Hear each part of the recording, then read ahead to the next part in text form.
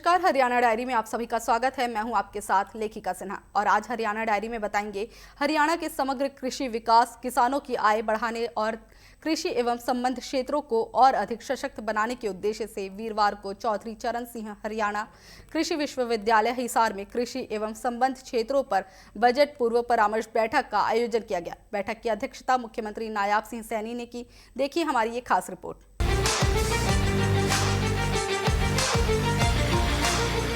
मुख्यमंत्री नायाब सिंह सैनी ने वीरवार को चौधरी चरण सिंह हरियाणा कृषि विश्वविद्यालय हिसार में कृषि एवं संबंध क्षेत्रों पर बजट पूर्व परामर्श बैठक की अध्यक्षता की।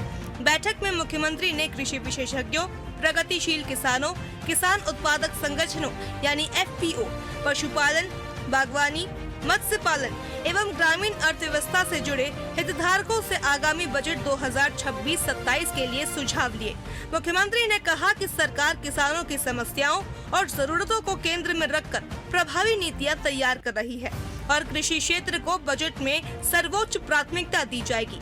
उन्होंने कहा कि देश की अर्थव्यवस्था को जीवंत बनाए रखने में कृषि क्षेत्र की भूमिका अत्यंत महत्वपूर्ण है। असली भारत गाँव में बसता है और हरियाणा की पहचान दूध, दही, मेहनतकश किसानों और मजबूत ग्रामीण अर्थव्यवस्था से जुड़ी हुई है। हमने जब से बजट परामर्श बैठकें शुरू हुई हैं गुरुग्राम के अंदर 2047 का विजन डॉक्यूमेंट हमने रखा। देश के यशस्वी प्रधानमंत्री आदरणीय नरेंद्र मोदी जी ने विकसित भारत का संकल्प लिया है, 2047 विकसित भारत। और उस विकसित भारत में देश के 140 करोड़ लोगों का योगदान एक व्यक्ति से नहीं बन सकता, परंतु जब हम मिलकर के इसमें काम करते हैं तो ये विकसित भारत 2047 से पहले हमारा भारत दुनिया में का ये अग्रणी देश के रूप में खड़ा होगा। ये प्रधानमंत्री जी का संकल्प है। मुख्यमंत्री ने कहा कि नकली बीज की रोकथाम के लिए सख्त कानून बनाने की दिशा में कदम उठाए गए हैं। मोरनी क्षेत्र के लिए विशेष कृषि एवं बागवानी कार्य योजना तैयार की गई है। प्राकृतिक खेती को बढ़ावा देने के लिए योजनाओं को और सशक्त किया गया तथा मेरा पानी मेरी विरासत योजना के अंतर्गत अनुदान राशि बढ़ाई गई, जिससे जल संरक्षण और फसल विविधीकरण को प्रोत्साहन मिला।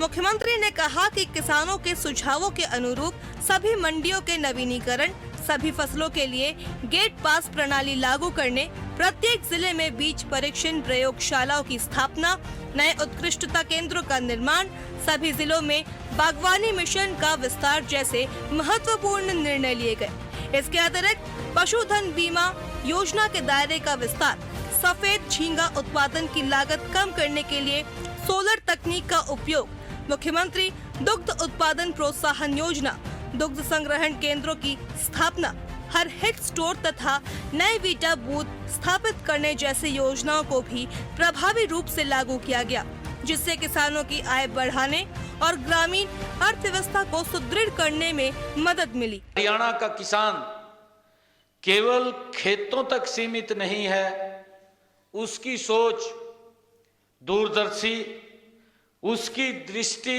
नीतिगत है और उसका सरोकार पूरे प्रदेश के भविष्य के साथ जुड़ा हुआ है। ये आपने सिद्ध किया है। साथियों, उस बैठक में जैसे बताया भी गया है कि आप लोगों ने 161 बहुमूल्य सुझाव, जब पिछले वर्ष बजट पूर्व परामर्श हो रहा था यही हिसार के अंदर, 161 सुझाव आप लोगों ने, महत्वपूर्ण सुझाव आप लोगों ने दिए थे। ने बताया कि वर्ष 2025-26 में कृषि एवं संबंध विभागों के लिए 9,296 करोड़ 68 लाख रुपए का बजट आवंटित किया गया था। उन्होंने कहा कि सरकार की नीति और नियत की सफलता तभी मानी जाएगी जब योजनाओं का लाभ सीधे किसानों तक पहुंचे। मुख्यमंत्री ने कहा कि इस वर्ष प्राप्त सुझाव और भी अधिक व्यवहारिक, गुणवत्तापूर्ण और दूरदर्शी है। उन्होंने सभी सुझावों को गंभीरता से सुने और उन्हें बजट प्रावधानों में सम्मिलित करने का आश्वासन दिया। उन्होंने स्पष्ट किया कि कृषि क्षेत्र के विकास के लिए बजट में किसी भी प्रकार की कमी नहीं आने दी जाएगी। कि जिन लोगों के सुझाव इसमें शामिल होंगे उनको बाकायदा हम निमंत्रण भी भेजेंगे उस दिन, और निमंत्रण भेज करके उनको वहीं विधानसभा में बैठ करके इस बजट की प्रक्रिया को वो सुने, ऐसी व्यवस्था हम करेंगे ताकि आपको लगेगा कि जो मैंने सुझाव दिया था वो सुझाव सरकार ने अपने इसमें शामिल किया है। बहरहाल हिसार के चौधरी चरण सिंह हरियाणा कृषि विश्वविद्यालय में हुई बजट पूर्व परामर्श बैठक से मुख्यमंत्री नायब सिंह सैनी ने साफ संदेश दिया कि हरियाणा का आगामी बजट 2026-27 किसानों, ग्रामीण अर्थव्यवस्था और कृषि तकनीक को नई दिशा देगा। Bureau report, TV 24 Haryana.